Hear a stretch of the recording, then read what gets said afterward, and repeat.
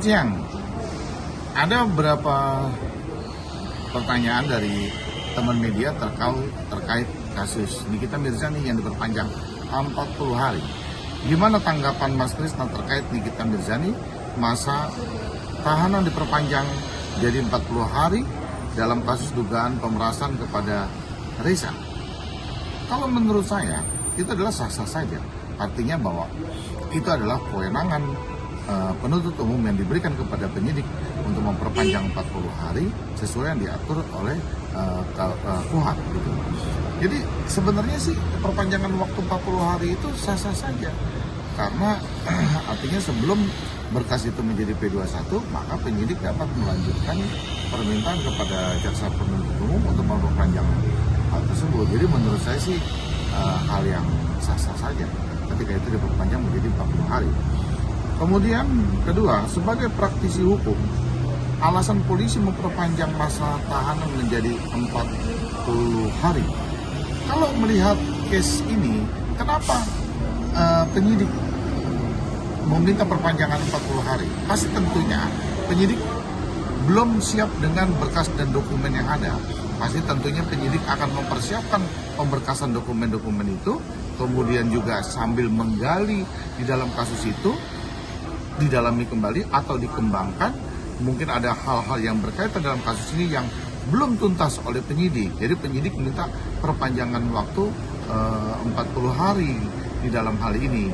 Kan biasa, jadi penyidik itu bagaimana? Karena dia sudah melakukan tersangka, kan mentersangkakan NM. Kemudian dia harus melakukan ini menjadi tahapan P21. Itu aja kalau menurut saya.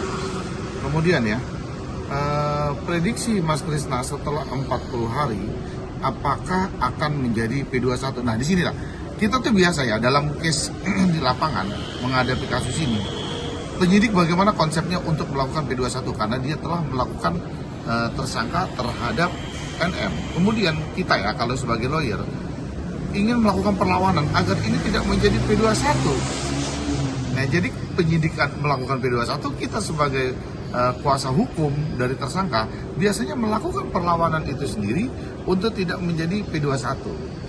Nah, saya melihat artinya bahwa dalam case ini belum tentu menjadi P21 karena perlu digali dan perlu dibutuhkan lagi dokumen ini menjadi P21. Dan buat saya terutama adalah setiap tersangka belum tentu bersalah. Karena nanti ya kan ketika dia bersalah atau tidak bersalah, itu adalah pengadilan yang menentukan.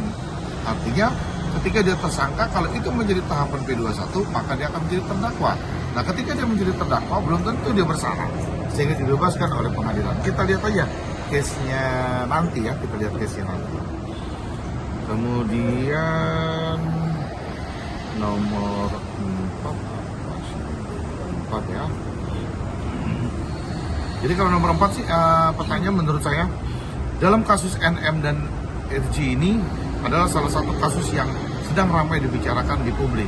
Apalagi kalau sudah menyangkut nama seorang artis besar seperti NM, pasti tentunya kasus ini akan menjadi perhatian publik dan akan disoroti gitu. Tapi terutama yang penting tentunya sebagai praktisi hukum kita harus tetap tajam dalam menganalisa hukum untuk menjaga dan menertibkan keadilan. Itu aja. Salam Krisnamurti dari Korea.